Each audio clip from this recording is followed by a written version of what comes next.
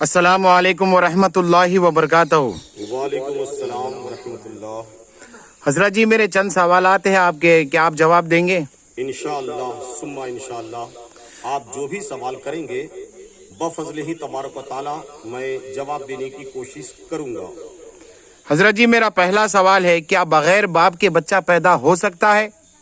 अल्लाह अकबर कबीरा। ये सवाल बड़ा अजीब है कि क्या बगैर बाप के बच्चा पैदा हो सकता है।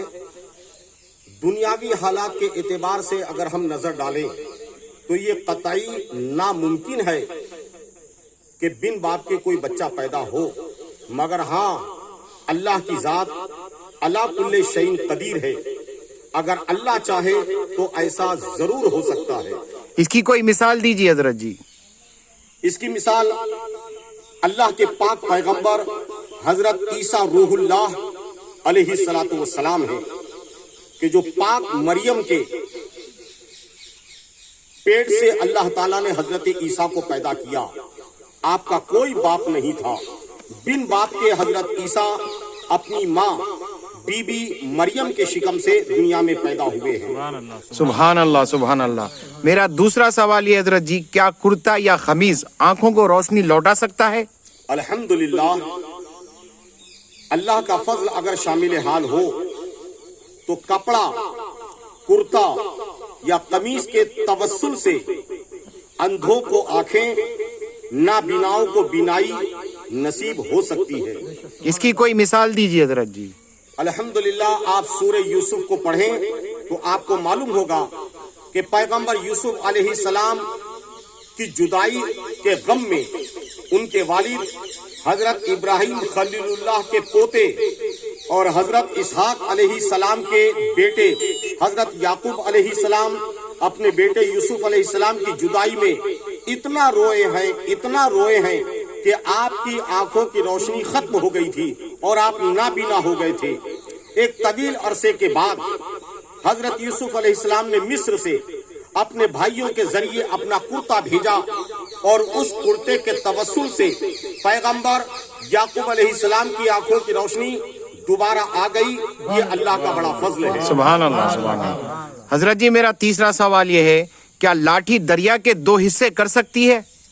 दुनियावी एतबार से तो ये नामुमकिन है कि लकड़ी के मारने से पानी फट जाए या पानी अलग अलग हो जाए, मगर हाँ अल्लाह का फजल होता है उसके पाक पैगंबरों के साथ कि अगर अल्लाह का कोई मुकद्दस पैगंबर अगर पानी पर अपना असा या लाठी मार दे तो पानी फटकर दो टुकड़ों में बदल सकता है और रास्ता भी निकल सकता है। जी इसकी कोई मिसाल दीजिए। अल्लाह के अजीमुल मर्तबत पैगंबर मूसा कलीमुल्लाह अलैहिस्सलाम जब आप अपनी कौम बनी इसराइल को लेकर मिस्र से फलस्तीन की तरफ जा रहे थे हुक्म इलाही से, तो पीछे फिरौन का लश्कर था, सामने दरियाए नील। आपकी कौम को खौफ हुआ कि अब हमारा हाल क्या होगा कि पीछे दुश्मन फिरौन का लश्कर है और सामने दरियाए नील। अल्लाह के हुक्म से पैगंबर मूसा अलैहिस्सलाम ने अपना असा यानी अपनी लकड़ी जब दरियाए नील के पानी पर मारी तो पानी फट गया और बहुत अच्छा रास्ता दरिया के अंदर बना। हजरत मूसा अपनी कौम को उसी पानी के अंदर से इस किनारे से लेकर उस किनारे तशरीफ ले गए। सुभान अल्लाह सुभान अल्लाह। हजरत जी और एक सवाल है मेरा, क्या लाठी पानी के 12 चश्मे निकाल सकती है?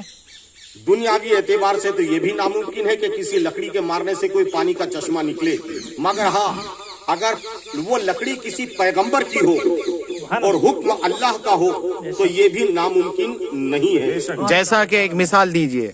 हजरत मूसा अलैहिस्सलाम की कौम के साथ बनी इसराइल के 12 कबीले थे। उन 12 कबीलों की आपसी चकल्लश बाजी के सबब हुक्म इलाही से पैगंबर मूसा कलीमुल्लाह अलैहिस्सलाम ने एक पत्थर की बड़ी चट्टान पर अपना असा मारा तो 12 कबीलों के लिए 12 चश्मे जारी हुए हैं। सुभान अल्लाह सुभान अल्लाह। इसी तरीके से मेरा और एक सवाल है हजरत जी, क्या पहाड़ ऊंटनी पैदा कर सकता है? कतई ये सवाल सुनकर दुनिया तो हैरत ज़दा रहेगी कि ये सवाल कैसा है। کہ پہاڑ کوئی اونٹنی پیدا کر سکتا ہے، مگر جناب قبلہ صوفی عمران صاحب، اگر اللہ کا حکم شامل ہو اور معجزہ پیغمبر کا ہو تو پہاڑ سے اونٹنی نکل سکتی ہے۔ سبحان اللہ۔ جیسا کہ حضرت صالح علیہ السلام، صالح علیہ السلام کے معجزے کے طور پر اللہ تعالیٰ نے ایک پہاڑ سے اونٹنی کو نکالا یا آپ کی زبان میں اسے پیدا فرمایا۔ یہ اللہ کی قدرت کا ایک عظیم تر کرشمہ اور حضرت صالح پیغمبر علیہ السلام کا ایک بڑا معجزہ تھا کہ پہاڑ سے اونٹنی کو اللہ تعالیٰ نے پیدا فرمایا یا نکالا۔ سبحان اللہ، سبحان اللہ۔ حضرت جی اسی طریقے سے اور بھی سوالات ہیں میرے۔ کیا ڈوبا ہوا سورج پلٹ کر آ سکتا ہے؟ سبحان اللہ، یہ تو ناممکن ہے۔ ساری دنیا کہتی ہے کہ گیا ہوا وقت کبھی واپس نہیں آتا، تو یوں دنیاوی اعتبار سے دیکھا جائے تو قطعی ایسا نہیں ہو سکتا کہ ڈوبا ہوا سورج پھر واپس پلٹے، مگر ہاں اگر خدا کے حکم سے اللہ کا کوئی پیغمبر چاہے تو ڈوبے ہوئے سورج کو پلٹا سکتا ہے۔ جیسا کہ مثال دیجیے حضرت جی۔ جب مقام صحبہ میں حضرت علی مولا مشکل کشا کی نماز عصر کسی سبب قضا ہو گئی تھی، سورج ڈوب گیا تھا، تو ہمارے آقا حضرت محمد مصطفیٰ صلی اللہ تعالی علیہ وسلم نے ڈوبے ہوئے سورج کو پلٹایا، اور حضرت علی مرتضیٰ حیدر کرار نے مقام صحبہ میں ڈوبے ہوئے سورج کے واپس پلٹ آنے کے بعد اپنی نماز عصر کو پڑھا ہے، ادا کی ہے۔ سبحان اللہ، سبحان اللہ۔ اسی طریقے سے اور ایک سوال ہے حضرت جی، جو مر جائے جس کو مردہ کہتے ہیں، کیا مردہ زندہ ہو سکتا ہے؟ اللہ اگر چاہے تو سب کچھ ہو سکتا ہے۔ جیسا کہ مثال دیجیے حضرت جی۔ اللہ کے پیغمبر حضرت عیسیٰ روح اللہ نے ایک نہیں حکم الہی سے سینکڑوں مردوں کو زندہ کیا ہے، اور قرآن اس کا شاہد ہے۔ سبحان اللہ، سبحان اللہ۔ اسی طریقے سے حضرت جی ایک میرا سوال ہے، کیا ایک چھوٹی سی چونٹی دور کی آواز کو سن سکتی ہے؟ جی ہاں، بالکل ایسا ہو سکتا ہے۔ جیسا مثال دیجیے۔ قرآن پاک سورہ نمل کو آپ پڑھیں کہ جب اللہ کے پیغمبر حضرت سلیمان علیہ السلام اپنا لشکر لے کر آ رہے تھے تو ایک چھوٹی سی چونٹی نے بہت دور سے پیغمبر سلیمان علیہ السلام کے لشکر کو آتے ہوئے دیکھا۔ سبحان اللہ، سبحان اللہ۔ اسی طریقے کا ایک جڑے ہوا سوال ہے حضرت جی، کیا کوئی چھوٹی سی چونٹی کسی دور سے ایک آدمی کو دیکھ سکتی ہے؟ یہ سوال تو آپ کر چکے ہیں، اسی کا تو میں نے جواب دیا جناب۔ جی حضرت جی، کیا کوئی چڑیا کسی بادشاہ کی فوج کو مار سکتی ہے؟ بالکل ممکن ہے۔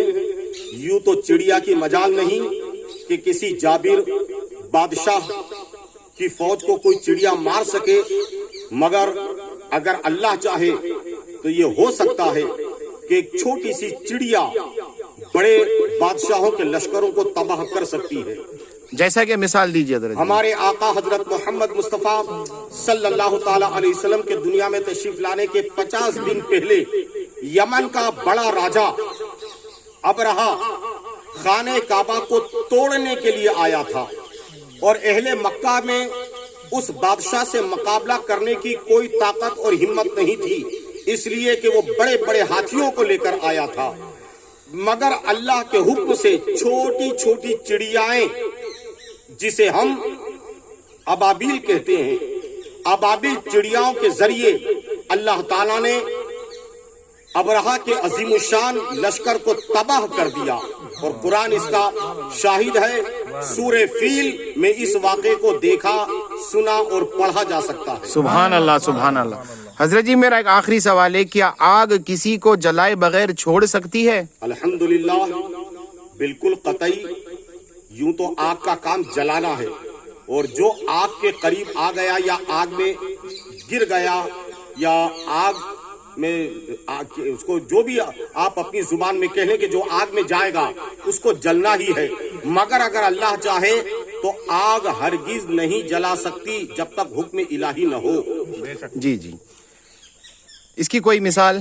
حضرت ابراہیم علیہ السلام کو ظالم بادشاہ نمرود نے جب آگ میں ڈالا تو وہ آگ اتنی شدید تھی کہ میلوں دور تک اس آگ کی لپٹ لوگ محسوس کر رہے تھے. جی مگر ایک بڑی گوفن میں بیٹھا کر نمرود نے حضرت ابراہیم علیہ السلام کو آگ میں ڈلوایا تو حکم الہی سے پیغمبر کے لیے وہ آگ ٹھنڈی ہو گئی. رب کا حکم تھا یا نارو کونی بردم و سلام علی ابراہیم. دنیا کے لیے وہ آگ تھی مگر اس آگ نے پیغمبر ابراہیم کو جلانا تو دور آپ کے کپڑے کو بھی داغ نہیں لگایا. سبحان اللہ سبحان اللہ. حضرت جی چونٹی کے سننے کی بات تو سمجھ میں آئی لیکن دیکھنے کے تعلق سے آپ نے جیسا کہ کہا تھا کہ چونٹی سن سکتی ہے, ٹھیک ہے, یہ تو قرآن کریم سے آپ نے بتلا دیا. میرا ایک سوال یہ ہے کہ کیا دور کی نظر دور سے دیکھ سکتی ہے کسی کو؟ حضرت سلیمان علیہ السلام کے لشکر کو چونٹی نے دور سے ہی تو دیکھا تھا. سبحان اللہ. اور پھر جب چونٹی نے اپنی باقی چونٹیوں سے کہا کہ اپنے اپنے بلوں میں چلی جاؤ, سلیمان کا لشکر آ رہا ہے, کہیں بے خبری میں وہ تمہیں کچل نہ دے. سبحان اللہ سبحان اللہ. بات پیغمبر نے سنی. سبحان اللہ سبحان اللہ. اور حضرت سلیمان اس چونٹی کی آواز کو سن کر مسکرائے بھی تھے. سبحان اللہ سبحان اللہ. میں تو دعا کرتا ہوں جناب کہ اس طریقے سے سوالات ہوں, جوابات بھی ہوں, تاکہ اللہ کی مخلوق کو اللہ کی قدرت اور پیغمبروں کے معجزات معلوم پڑے, تاکہ نبیوں کی عظمت دلوں میں بیٹھے اور نبیوں کے فرمان اور نبیوں کی عظمت دلوں میں اگر بیٹھ جائے گی تو ہمیں محمد الرسول اللہ صلی اللہ تعالی علیہ وسلم کی شریعت پاک اور سنت پاک پر عمل کا جذبہ پیدا ہوگا. ہم نبیوں اور ولیوں کی بارگاہ کے با ادب ہی بن کر رہیں گے انشاءاللہ. سبحان اللہ.